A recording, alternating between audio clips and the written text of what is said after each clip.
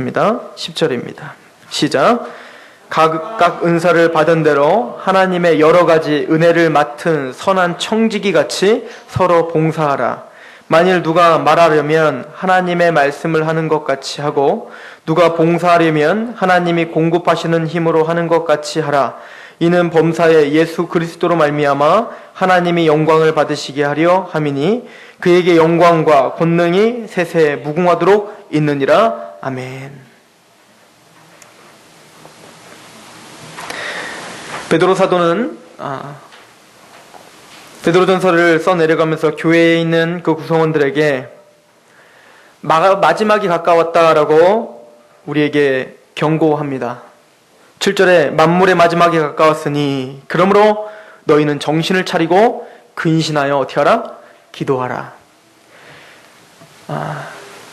사도들이 살았던 그 시대가 마지막 때가 가까웠다면 오늘날 우리가 살고 있는 이 시대는 완전 가까운 거죠. 사도들은 오늘 주님이 오실 것처럼 예배드렸고 오늘 주님이 오실 것처럼 사역을 했으며 오늘 주님이 오실 것처럼 봉사하고 오늘 주님이 오실 것처럼 하나님이 내게 맡겨주신 유업들을 일으키며 살았습니다. 하나님이 이것은 뜻이었다고 말을 했습니다. 근신하고 깨어있게 하기 위한 뜻이었다고 했어요. 그래서 마지막 때를 살고 있는 우리 크리스찬들에게 필요한 것은 바로 근신하고 깨어있는 것입니다. 그 근신하고 깨어있는 첫 번째 방법은 7절에 있는 것처럼 정신을 차리고 근신하여 어떻게 하는 거라고 했습니까? 기도하라고 했습니다. 그래서 구원받은 하나님의 성도들은 마땅히 하나님 앞 기도하셔야 됩니다.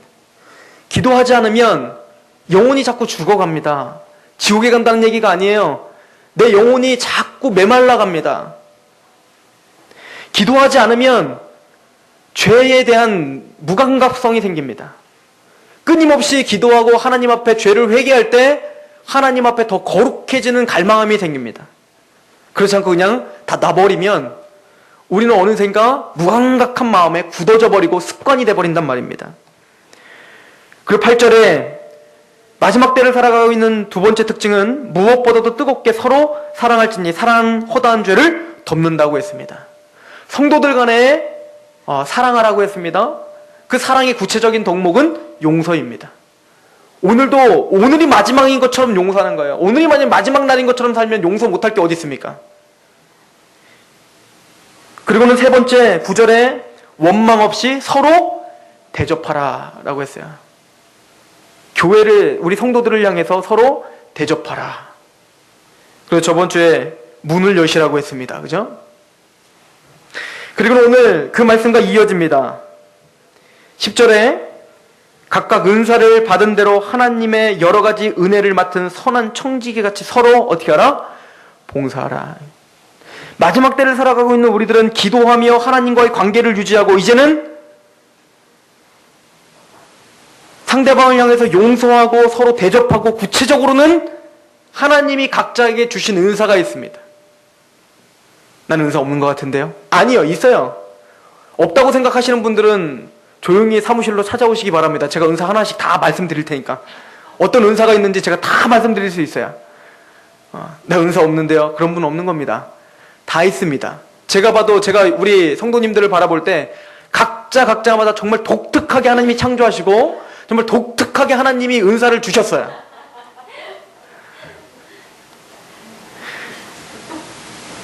그 은사를 무시하는 건 하나님의 솜씨를 무시하는 겁니다. 믿으십니까? 그 각자에게 주신 하나님이 정말 주신 값진 은사들이 있는데 그 은사를 가지고 서로 어떻게 하라는 겁니까? 서로 봉사하라고 성경은 이야기해주고 있습니다. 오늘 어찌 보면 은사에 대한 이야기일 수도 있습니다.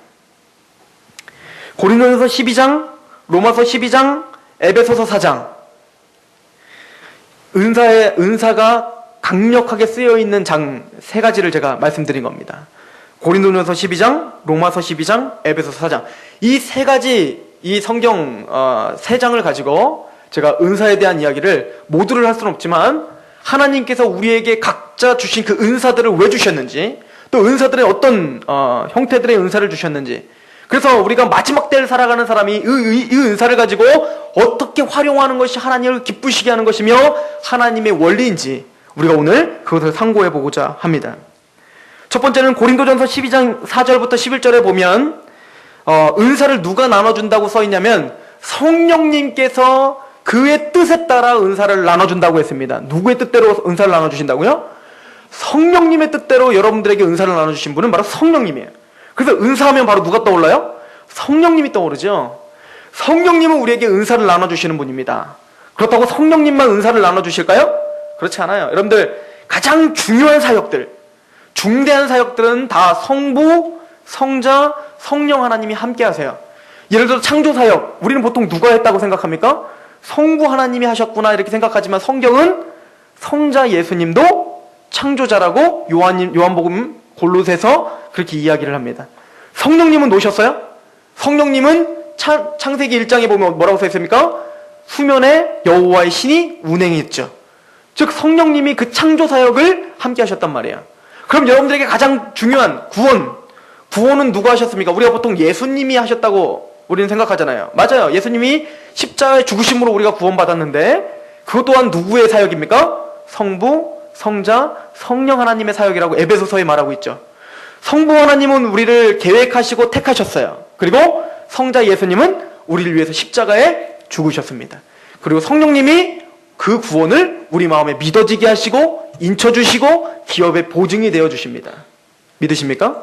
그렇다면 우리를 창조하시고 우리를 구원시켜주시고 구원받은 자에게 정말 구원받은 자답게 힘있게 살아가고 교회를 섬기고 교회를 세우고 교회에게 정말 힘있는 영향력을 끼치게 하기 위해서 은사를 주시는 겁니다. 맞습니까? 우리에게 은사를 주실 때 이 중요한 사역을 성령님 혼자 하시는 게 아니란 말입니다. 또 누가 하십니까? 바로 성부 하나님이 하신다고 로마서 12장은 말합니다. 그래서 로마서 12장에 보면 하나님께서, 즉 성부 하나님께서 각 사람에게 나눠주신 믿음의 분량대로 하라. 이게 바로 믿음의 분량, 은사의 분량대로 살아라. 이렇게 말하는 거거든요. 성부 하나님이 우리에게 은사를 나눠주신다라고 말합니다. 또한 에베소서 4장은 우리가 각 사람에게 그리스도의 선물의 분량대로 은혜로 주셨으니, 누가 우리에게 은혜로 주셨대요? 예수 그리스도가 우리에게 은사를 은혜로 주셨다. 이렇게 써 있어요. 자, 아까 제가 고린도전서 12장, 로마서 12장, 에베소서 4장, 이게 은사의 가장 중요한 세 가지 장이라고 했죠? 그런데 그 중에 고린도전서 12장은 은사를 성령님이 주신다. 로마서 12장은 하나님이 주신다. 또 에베소서 4장은 누가 주신다? 예수님이 주신다. 그래서 여러분들에게 은사를 나눠주시는 것은 성부, 성자, 성령 하나님의 뜻 가운데 주신 겁니다. 믿으십니까? 그러므로 여러분들의 은사를 귀하게 보시길 소망합니다. 그렇다면 하나님이 은사를 주시는 목적이 무엇입니까?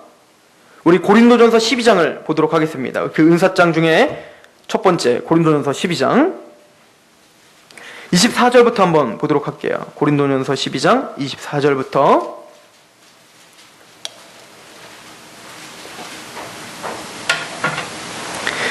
24절부터 27절까지 제가 읽습니다.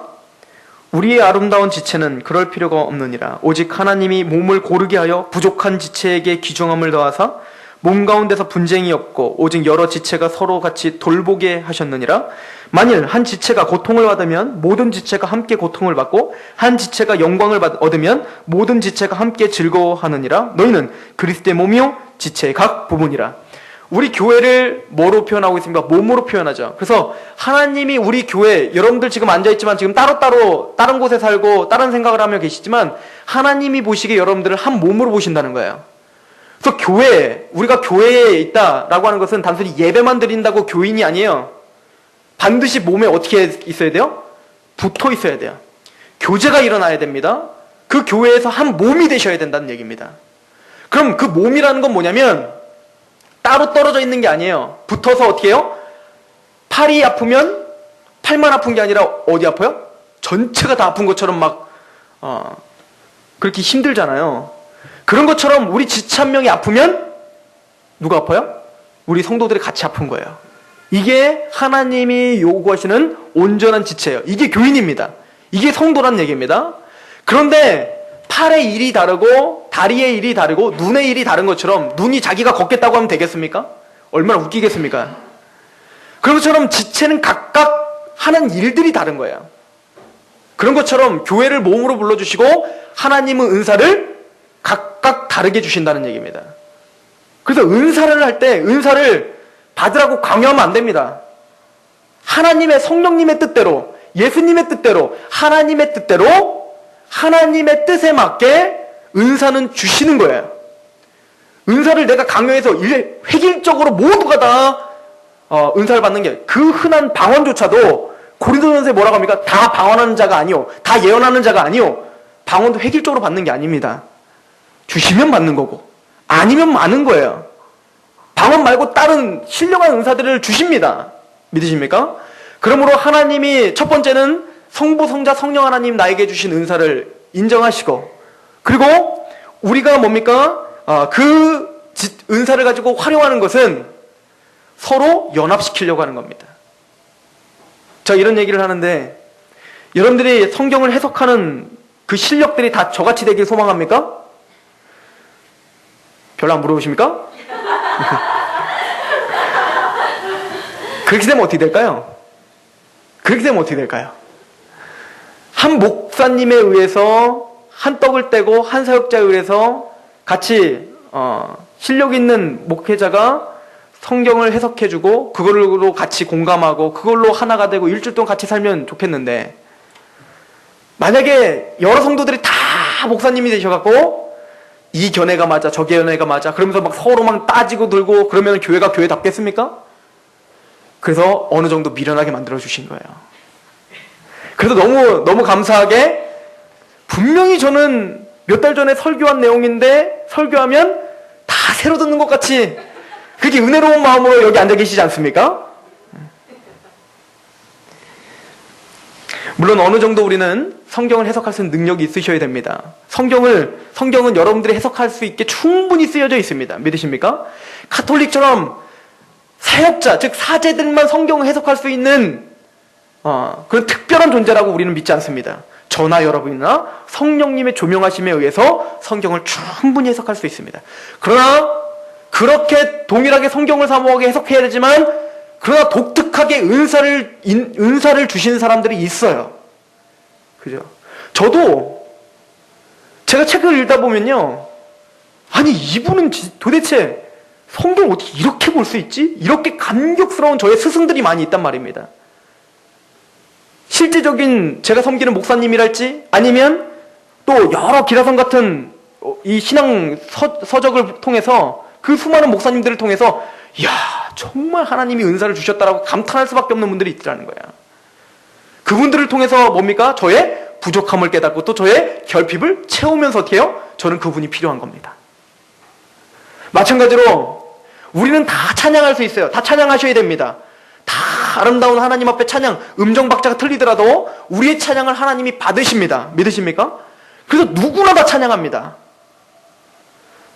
그렇다고 해서 누구나 다 성가대 지휘할 수는 없는 거 아닙니까? 특별히 또 음악적인 재능을 또 하나님 부어주신 사람이 있어요. 정말로. 또 제가 또 사역을 하고 있지만요, 어떤 분한테는 음악적인 재능을 정말 주시고, 그래서 연구를 할 때, 성경을 연구할 때 어떤 음악적인 음악으로 하나님 앞에 사역을 돌릴 수 있는 그 구절들, 내가 못 봤던 구절들을 샥 뽑아가지고 기가 막히게 하나님 앞에 정말로 이렇게 음악으로 섬기는 것이 얼마나 귀한 사역인가를 설교하고 강의하고 세미나 하시는 분들이 너무 많은데, 가끔은 저는 이렇게 생각해요. 뭐 음악만 해갖고 그것만 하면 되겠어? 다 알아야지. 근데 또 그 세미나를 듣다 보면 야, 진짜 그러네? 이렇게 저도 빠져든단 말입니다. 뭐예요? 독특한 사역을 하더라도 독특하게 하나님이 또 그 은사를 또 주신 분이 있더라고요. 교회는 이런 하나님이 그런 재능들을, 여러 재능들을 주신 사람들이 모여진 곳이에요. 그래서 서로 겸손한 겁니다. 그래서 서로 섬길 수 있는 겁니다. 서로 봉사하라. 그러므로 나는 유충렬 집사님이 운전을 잘하니까 나는 그렇게 뒤에 운전석은 유충렬 집사님이 항상 앉고 나는 뒤에서 이렇게 섬김만 받아야지가 아니라, 나는 밥을 잘하니까 교회 때 밥으로 봉사해서 맛있는 밥을 유충렬 집사님에게 줘야지. 그러니까 서로 어떻게 되는 거예요? 서로 은사가 다르기 때문에 서로 섬길 수 있는 놀라운 기회들을 하나님이 교회에 주신 겁니다. 이거를 위해서라고 지금 고린도전서 12장은 말하는 거야. 뭘 위해서요? 교회를 위해서요. 저는 우리 크리스천들의 문제점은 교회 일만 얘기하지 내 가정과 사업장과 직장과 여기서 크리스찬다움을 보여주지 못한 데 있다라고 하는 것에 동의하는 사람입니다. 그래서 저는 항상 계속 지금 우리 가정에 대한 설교를 하면서 교회도 무지하게 중요하지만 그것 못지않게 뭐가 중요하다고 제가 강조했습니까? 가정이 무지하게 중요하다고 제가 설명을 했습니다. 이건 성경적인 겁니다. 어찌 보면 교회에서 여러분들이 집사로서 여성교회장으로서 회계로서 그렇게 모든 걸 헌신하고 그렇게 하는 것처럼 어디에 정열을 쏟으셔야 되냐면 학생들은 공부하는데 쏟으셔야 돼요. 그게 하나님의 기업이기 때문에 그렇고 또 가정주부로서는 아이를 키우고 또 하나님의 일이라고 생각하면서 우리 남편과 자녀들을 위해서 밥을 하고 우리 남편들은 어떻게 돼요? 하나님의 일이라고나 생각하고 직장에서 충성을 다하는 것이 신앙이라고 저는 확신하는 사람입니다. 그런데 그렇게 세상에서 힘있게 살아가는 직장인이요, 주부요, 남편이요, 아내요, 자녀요, 학생이 되기 위해선 반드시 교회가 풍성해야 됩니다. 교회가 탄탄해야 됩니다. 왜냐하면 홀로 그 싸움 할 수 없기 때문에 그래요. 교회가 힘이 없어지면 가정이 힘이 없어질 것입니다. 교회의 응징력이 없어지면 하나님에 대한 실제적인 나의 사역 터전이 힘을 잃게 될 거예요. 물론 세상적으로는 승승장구하며 돈 많이 벌고 권력 잡을 수는 있지만 그것과 반비례로 신앙은 죽어가게 될 것입니다. 그래서 여러분들의 신앙을 지키는 거 너무 중요한데 그러기 위해서 하나님이 주신 것이 바로 교회고 그래서 하나님은 교회를 섬기는 것을 너무너무 중요하게 여기는 겁니다. 교회를 섬기는 것이 목적이 아닙니다. 그걸 통해서 뭐 해야 돼요? 실제적으로 여러분들 빛과 소금처럼 가정과 학교와 직장에서 힘있게 그 영향력을 발휘해야 되기 때문에 그 자양분이 교회에서 흡수되는 거기 때문에 이 교회는 반드시 탄탄하게 세워줘야 됩니다. 그래서 하나님은 여러분들을 개인으로 부르지 않고 뭐로 불렀다고 말합니까? 교회로 불렀다고 이야기하는 거예요. 여러분들 오해하시면 안 됩니다. 로마서 12장 1절을 보십시오. 그러므로 너희가 산제물로 어떻게 하래요? 드리라. 너희의 몸을 거룩한 산제물로 드리라. 뭘 드리라? 너희의 사상을 드리가 아니에요.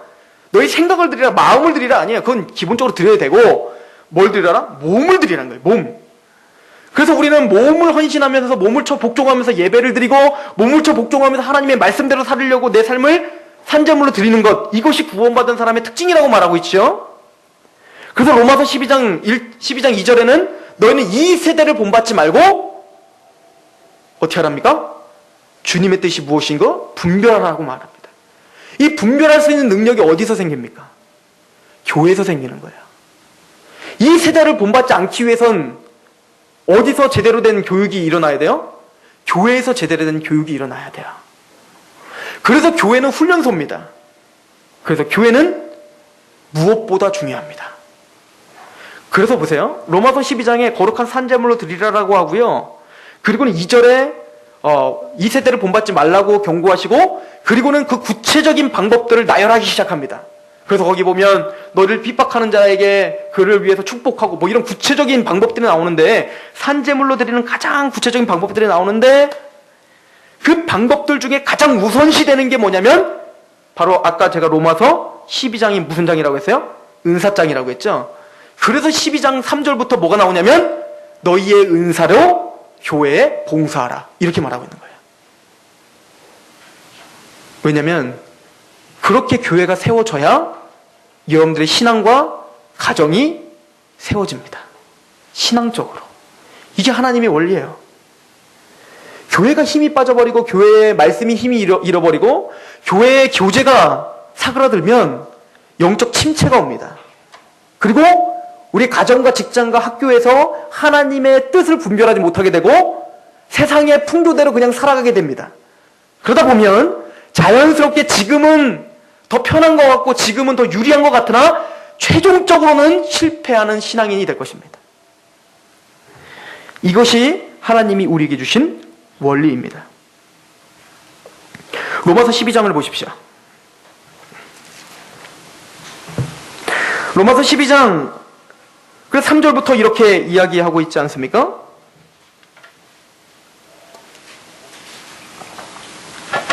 내게 주신 은혜로 말미암아 너희 각 사람에게 말하노니 마땅히 생각할 그 이상의 생각을 품지 말고 오직 하나님께서 각 사람에게 나눠주신 믿음의 분량대로 지혜롭게 생각하라. 이건 문맥적으로 믿음의 분량이라는 건 은사의 분량대로라고 하는 말입니다.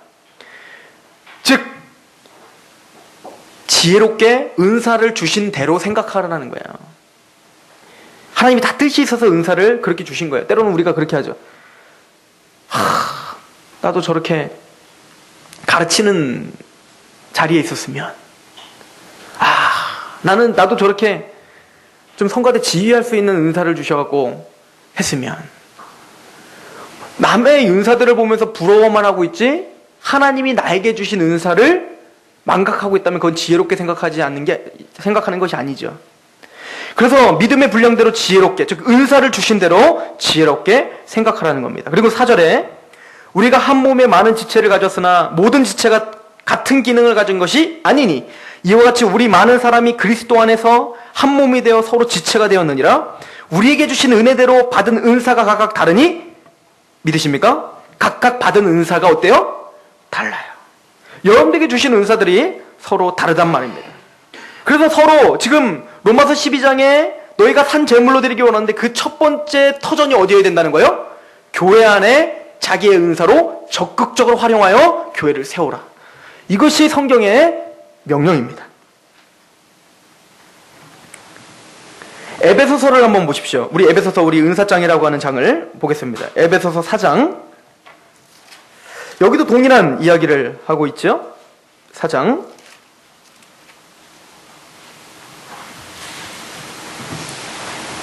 7절 보십시오. 우리 각 사람에게 그리스도의 선물의 분량대로 은혜를 주셨나니. 하나님이 다 분량대로 은사를 나눠주신 거예요. 선물을 주신 거예요. 믿으십니까?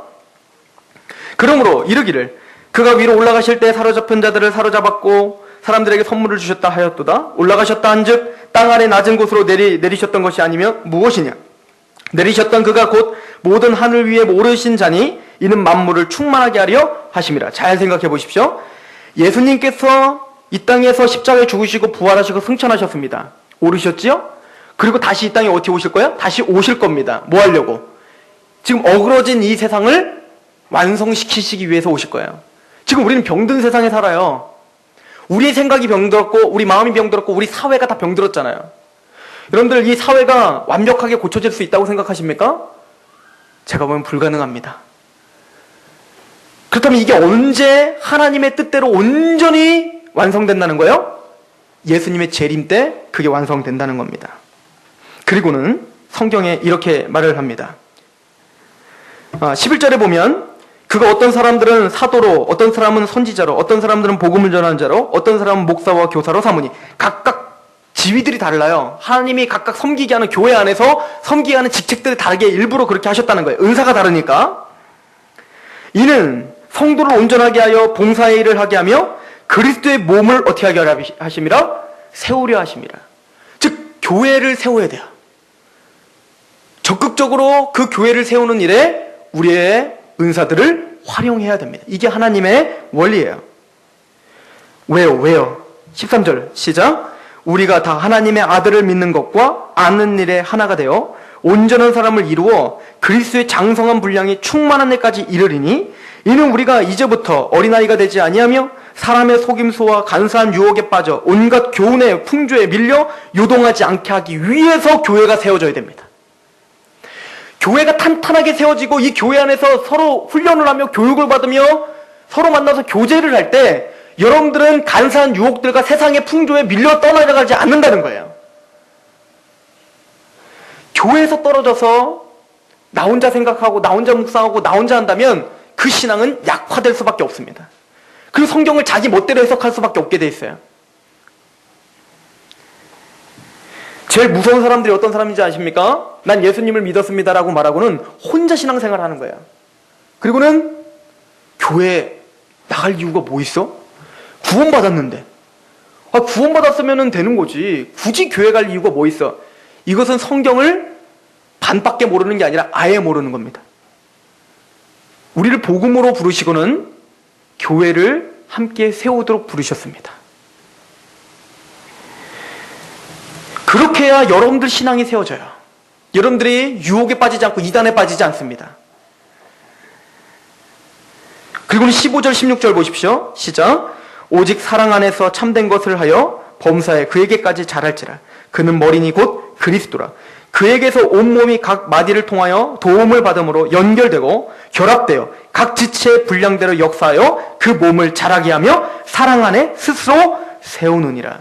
믿음의 성장은 혼자 하는 게 아니라 교회가 같이 하는 겁니다.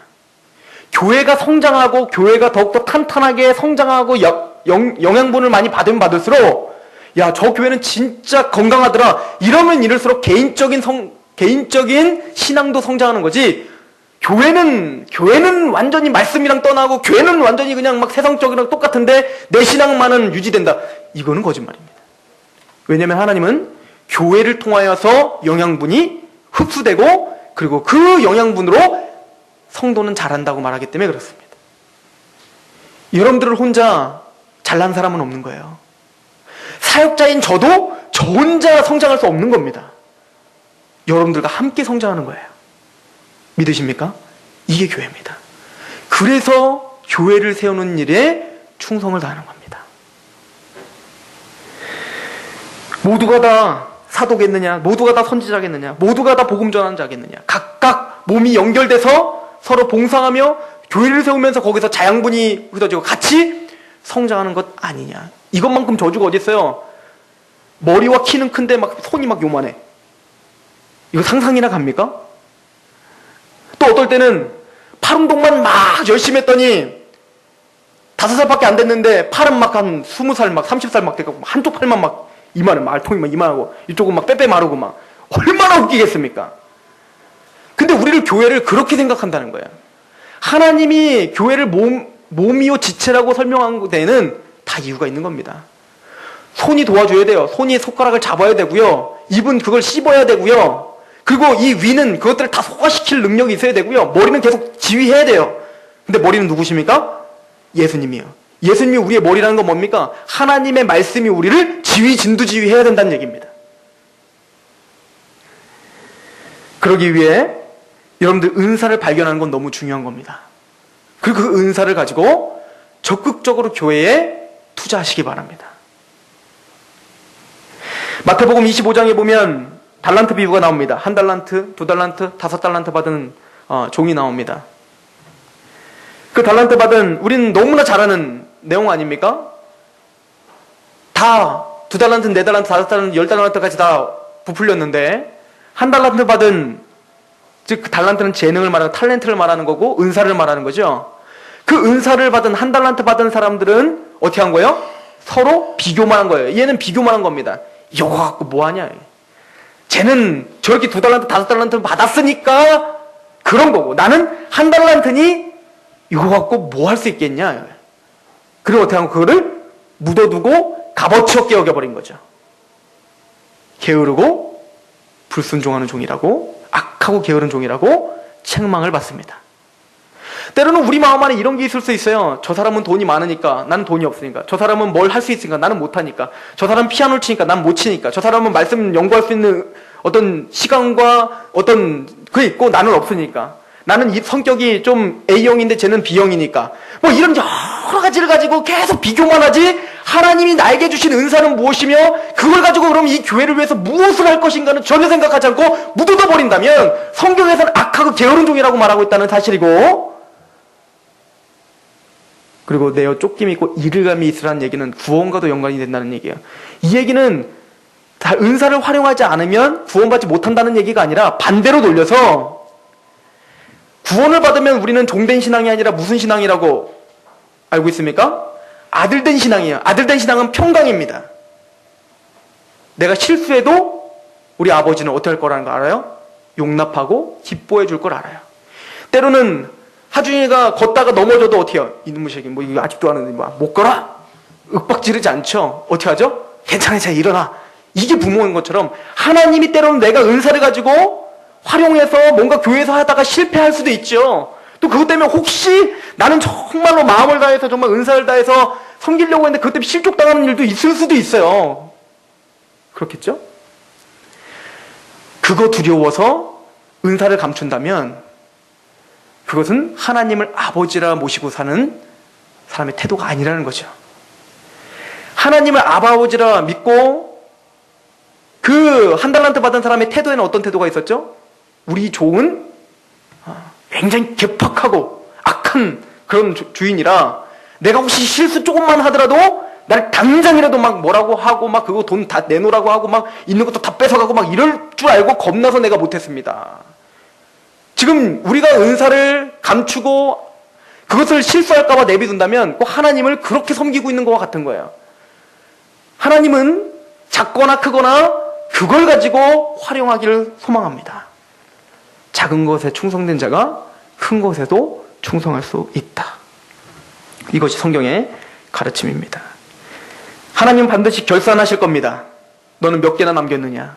너는 그걸 가지고 얼마나 교회를 세우고 얼마나 섬기며 살았느냐? 결산의 날이 분명히 있다고 마태복음 25장은 이야기하고 있습니다. 은사를 감추는 것은 겸손이 아니에요. 내가 그런 은사가 어디 있어요? 난 그런 거 못합니다. 그거는 겸손이 아니라 교만이요 불순종인 줄 믿으시기 바랍니다. 너무 강한가요?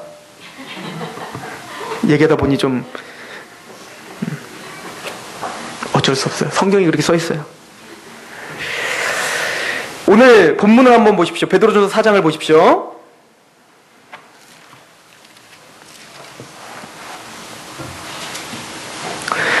베드로전서 4장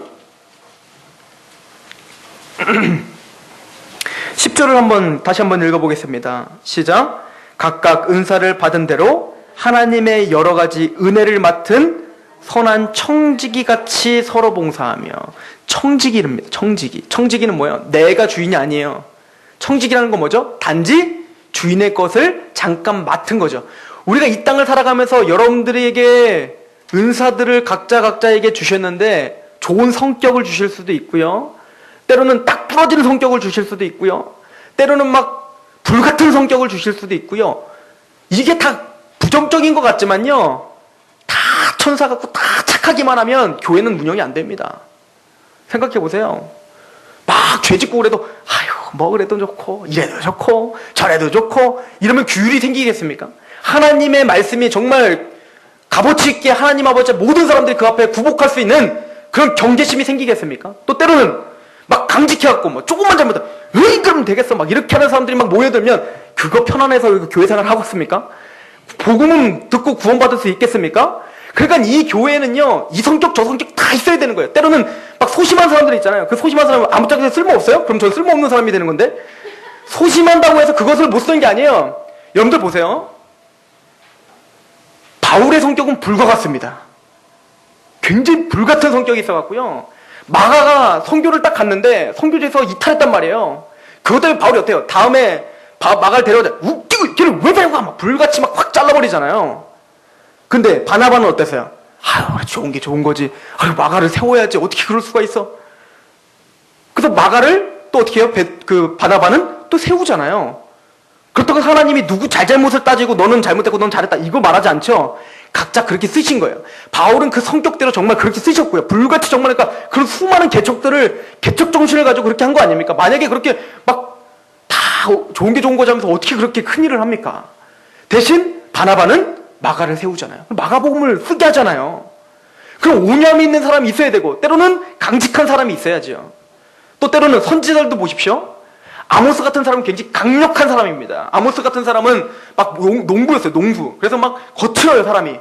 그러니까 막 그 부자들인데 북이스라엘이 막 그 타락할 때 니들 다 막 불같이 막 하나님의 말씀대로 야 막 그러면서 막 소리를 지르고 막 그런 식으로 막 메시지가 선포돼요. 때로는 에레미야는 반대로 약간 소심한 사람. 그래서 항상 울어요. 주님. 그럼 막 두드려 맞아도 막 거기서 막 아모스 같으면 야 막 이랬을 텐데 에레미야 어때요? 그냥 울어요. 그래 하나님께 기도하고. 근데 다 그렇게 쓰시는 겁니다. 이해 가세요? 여러분들 성격들도 다 은사인 거예요. 어떤 성격이든 은사야. 그 성격대로 사용하십니다.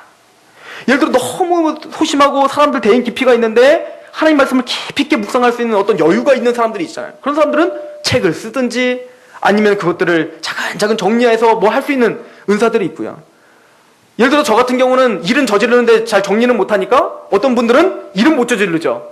그러나 정리를 잘하는 분이 있고 다 은사가 다른 거야. 그래서 겸손한 겁니다. 아, 내가 못하는 게 있구나. 그래서 교회가 소중한 겁니다. 내 유익이 아니라 교회의 유익을 위해 또 내 형제의 유익을 위해 내 은사를 기꺼이 드리는 거야. 그리고 그 사람도 나의 유익을 위해 기꺼이 그 은사를 나를 위해서 섬기는 거야. 이게 서로 봉사하라.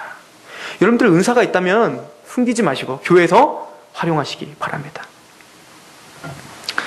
즉 우리 것이 아니라는 것입니다. 여러분들 누가복음엔 좋은 예가 하나 나오는데요. 예수님이 이런 예화를 듭니다. 누가복음 16장에 보면 혹시 불의한 종에 대한 이야기 들어보셨지요?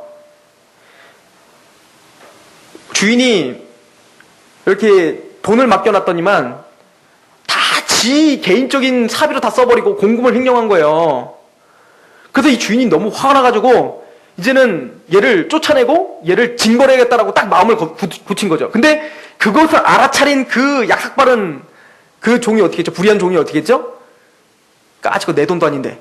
그리고 그 돈 자기가 우선 갖고 있는 동안, 청직이 있는 동안 그래도 우선 주인이 아니라 내가 사인할 수 있으니까 어떻게 할까요? 그 돈으로다가 막 빚진 자들이 있을 거 아니에요? 그 주인한테. 지 권위로 그냥 막 다 빚을 갚아준 거예요, 막. 안 갚아도 돼, 안 갚아도 돼. 막 그러고 막 선심을 지 혼자 다 쓴 거예요. 진짜 악한 종이잖아요. 그런데 성경이 뭐라면 그에게 지혜를 배울 게 있다. 이렇게 말하는 거예요. 아니, 그거 갖고 무슨 지혜를 배웁니까? 그랬더니 예수님이 뭐라고 하냐면 불의한 재물로 너희도 친구를 사귀라. 이렇게 말하죠. 이게 무슨 얘기일까요? 그 사람 불의한 종이거든요. 근데 그 사람의 마음을 배우라는 거예요. 뭐냐면 그 사람이 자기 것처럼 그래, 갚지 마. 그래서 뭘 준비하고 있어요? 미래를 준비하고 있죠. 자기가 혹시 이제 다 뺏길 날이 오면 그 친구들이 나를 영접해 주리라. 이걸 생각으로 어떻게 한 거예요? 자기가 갖고 있는 권한이 있을 동안에 어떻게 한 거예요? 그거 갖고 그냥 막 퍼준 거예요. 지 거 같이. 근데 지 것처럼 그렇게 퍼줄 수 있는 이유가 뭐예요? 자기 거 같이 했었으면 그렇게 못 퍼주는 거예요. 근데 누구 거란 걸 이제 알기 때문에 좀 있으면 이거 뺏기니까. 주인한테 걸려서 이제 뺏길 거야. 그러니까 어떻게 해요? 주인 건데 뭐. 내 것도 아닌데. 그리고 어떻게 한 거예요? 막 퍼준 거죠. 이거 배우라는 거예요. 어려우십니까? 무슨 얘기입니까? 하나님이 재정을 우리에게 은사로 주실 수 있고요. 여러 가지 성격이나 또 여러 가지 몸으로 할 수 있는 은사들을 주실 수도 있고요. 또 때론 말씀으로. 그것이 누구 거라는 거예요? 하나님 거라는 걸 알아는 거예요. 하나님 거니까. 하나님 거니까 내가 움켜쥐지 말고 어떻게 하라는 거예요?